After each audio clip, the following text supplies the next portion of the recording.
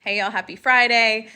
We get a lot of questions about the mantle that's in our shop and why it's decorated the way it is. It's easily one of the most photographed things here in the shop.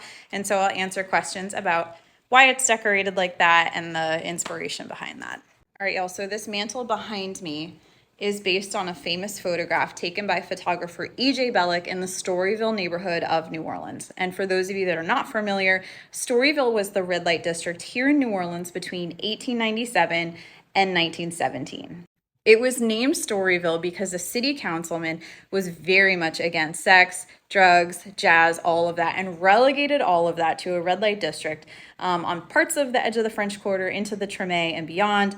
And of course, the people who lived and worked there named it after him. His name was Sidney Story, and so that's where they ended up calling this whole thing Storyville in his honor. You might have heard of Storyville because that's where jazz is sort of purported to be born, although that's debatable. But Louis Armstrong did get his start there. So that's where he learned to play trumpet, was in these really elaborate, beautiful brothels where bands would play every night.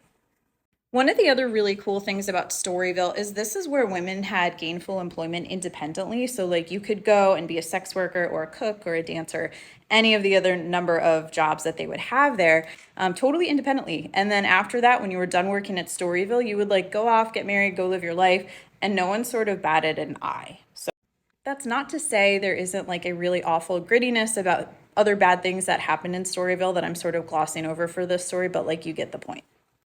So the thing about Storyville is other than E.J. Bellick's photos and some remnants, there's not much left. Storyville was torn down, and there's a lot of reasons for that. One of the reasons is because the train station stopped right in front of Storyville, so soldiers would get off, they would go enjoy all of the things Storyville had to offer, and the military was like, we're totally putting a stop to that, so there was not a lot of support to continue keeping the Storyville neighborhoods alive.